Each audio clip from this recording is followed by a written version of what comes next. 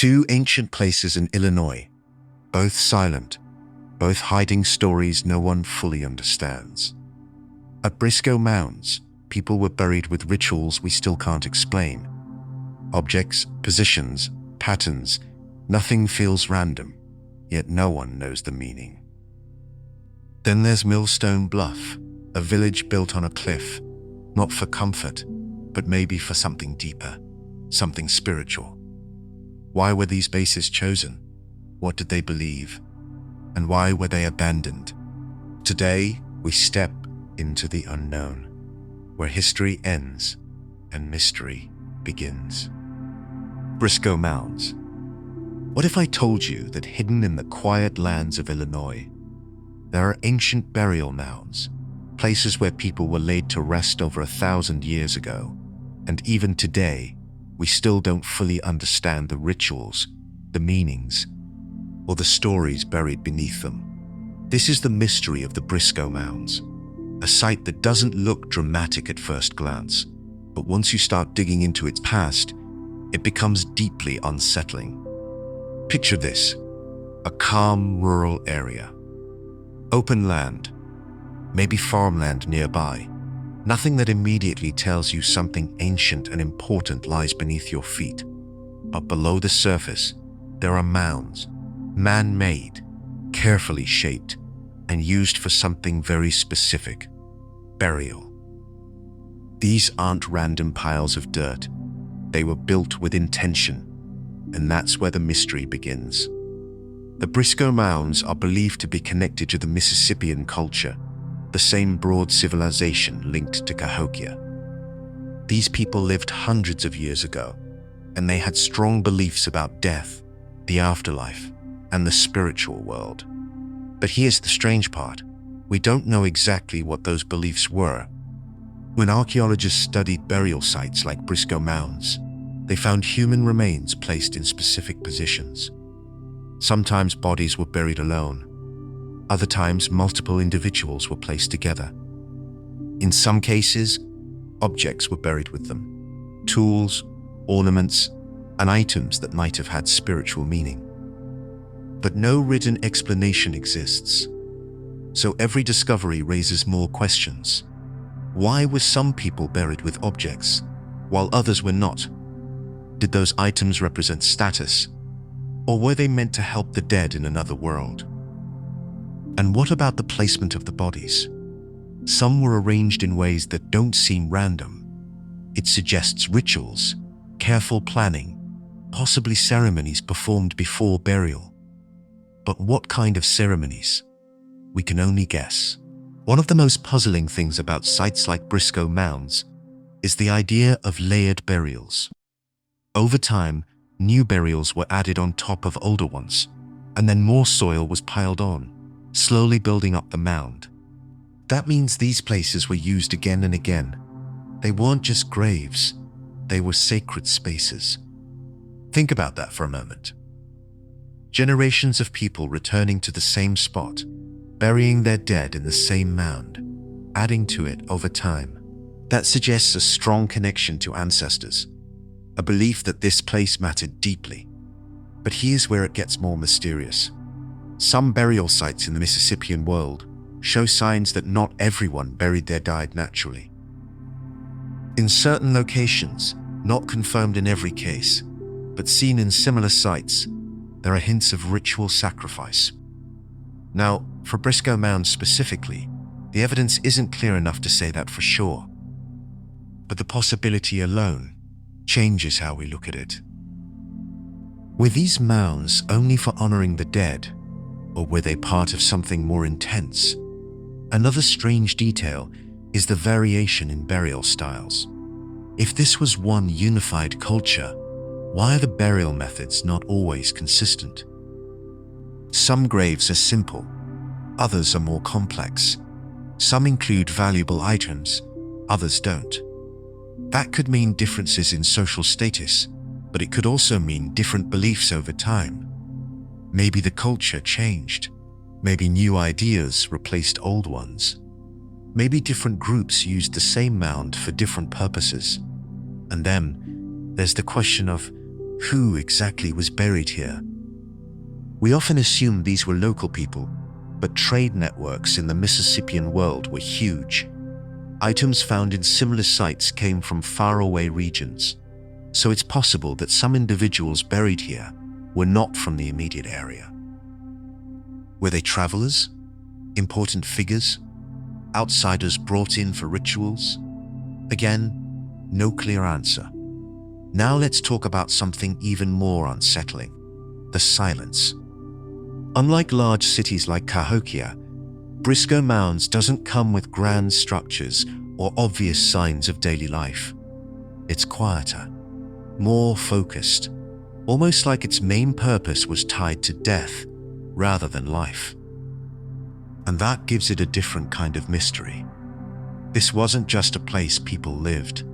It was a place they returned to when life ended.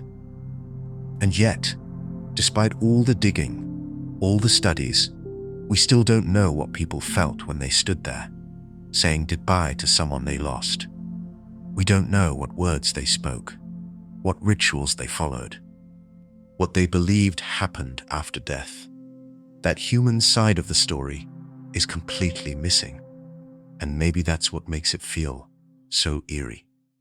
Now, let's look at what the site is like today. If you visit the area around Briscoe Mounds, you won't find towering pyramids or large tourist centers. It's much more low-key.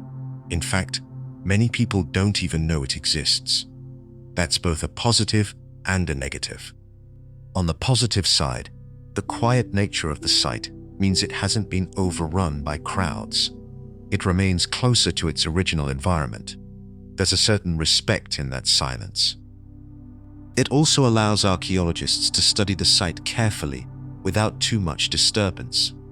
Preservation, even if not perfect, is still possible. But there are negatives too. Because it's not widely known or heavily protected like larger sites, parts of it may have been disturbed over time through farming, construction, or simple lack of awareness.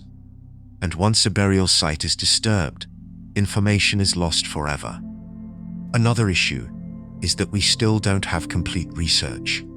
Many smaller mound sites across Illinois haven't been fully studied, either due to funding limits or because they're on private land.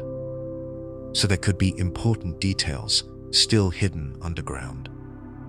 Details that might answer some of these questions, or create even bigger ones.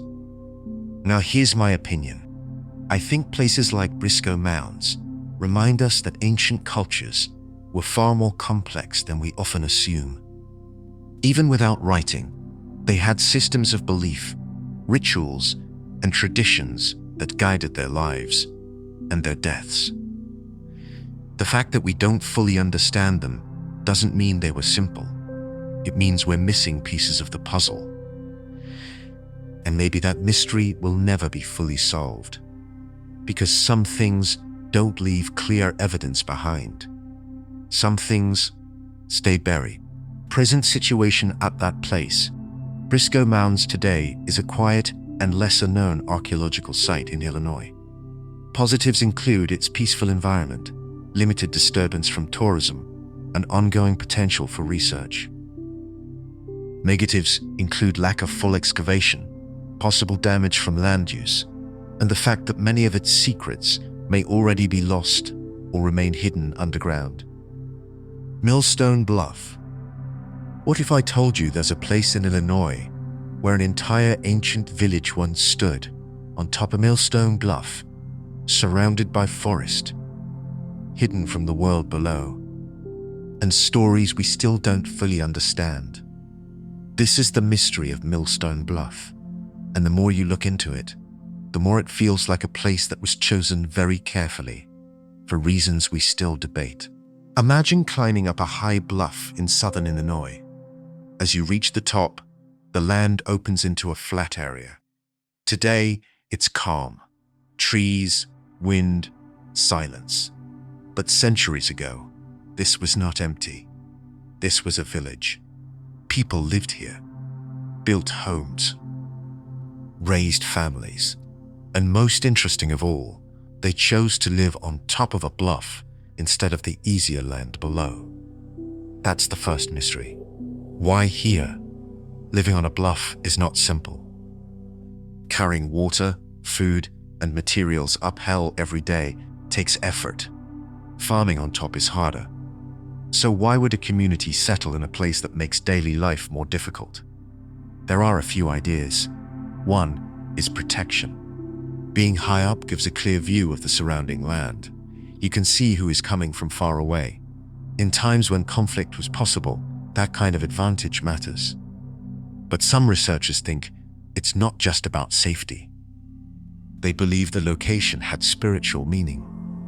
Being elevated, closer to the sky, may have been important. Many ancient cultures believed high places were sacred, closer to the world of spirits or gods. So living on the bluff might not have just been practical, it might have been symbolic. And that changes how we see everything about this place. Now let's talk about what was actually found here. Archaeologists discovered remains of houses, storage pits, and everyday tools. This wasn't just a temporary camp. It was a real, stable community. But there's something unusual. The layout of the village suggests planning. Structures were not just placed randomly. There's a sense of order, like the people who lived here knew exactly how they wanted their space to look. And then there are the stone features. On the surface of the bluff, there are strange arrangements of stones. Some look natural at first, but others seem placed with purpose. Lines, shapes, and patterns that don't fully match random nature. So the question is, what were these for? Some believe they were used for rituals. Maybe ceremonies connected to seasons, stars, or spiritual beliefs. Others think they could be markers, boundaries, or even part of games or social gatherings. But again, no written record. So we're left interpreting shapes in stone and trying to understand the minds behind them. Another layer of mystery comes from time. Millstone Bluff was mainly occupied during the Mississippian period, around 1000 to 1400 AD, the same general time as Cahokia. That suggests it may have been connected in some way to a larger network of communities. But it wasn't as big or powerful as Cahokia. So what was its role? Was it a small, independent village, a satellite community, a special site used for certain purposes? There's no clear answer. Some researchers think places like Millstone Bluff may have been part of a wider system, smaller settlements connected to larger centers. People could have moved between them, shared ideas, traded goods. But then comes the familiar mystery. Just like many other Mississippian sites, this place was eventually abandoned, and we don't know exactly why. Was it the same reasons as Cahokia? Climate, resources, social stress? Or was it something more local? Maybe the bluff, once a good place to live, became too difficult to maintain. Maybe water sources changed. Maybe the forest around it no longer supported the community. Or maybe the reason was not physical at all. Maybe beliefs changed. If the bluff had spiritual importance, what happens when those beliefs shift? A sacred place can become just another place, and people move on. There's also something else to consider: the silence of what's missing. We don't find signs of a dramatic ending, no clear evidence of a violent destruction, no large-scale burning or sudden disaster. Instead, it feels like people simply left over time. That quiet disappearance adds to the mystery, because it means the decision to leave was likely gradual, maybe even planned. Now, let's look at the site today. If you visit Millstone Bluff now, it feels almost untouched. You walk along trails, climb up to the top, and stand where people once lived centuries ago. That's one of the biggest positives. The natural setting is still strong. The forest, the elevation, the view, It gives you a sense of what the place might have felt like in the past. It's not heavily crowded, so you can actually experience the silence. There's also some level of protection. The site is recognized and preserved as part of a national forest area, which helps prevent major damage. But there are negatives too. Because it's not a massive tourist site, there's less funding and fewer ongoing excavations compared to bigger locations. That means some parts of the story may never be fully explored. Natural erosion is another issue. Over time, wind, rain, and plant growth slowly change the landscape. Small details can disappear without anyone noticing. And like many ancient sites, there's always the risk of human impact. People walking off trails, touching or moving stones, not realizing they might be disturbing something important. So even though it feels peaceful, it's still fragile. Now here's my opinion. Millstone Bluff doesn't feel like just a village. It feels intentional. The choice of location, the layout, the stone features, it all suggests that this place meant something more than just a place to live. It feels like a mix of daily life and something deeper, something connected to belief or identity. And that's what makes it stand out. Not because it's the biggest or the most famous, but because it leaves you with a feeling that there's something just out of reach. Something we almost understand, but not quite. And maybe that's how it will always be. A quiet place on a bluff, holding on to its secrets. Present situation at that place, Millstone Bluff, today, is a preserved archaeological site within a forest area in Illinois. Positives include its natural beauty, peaceful environment, and protection from heavy development. Negatives include limited research activity, natural erosion, and the risk of gradual loss of historical details over time.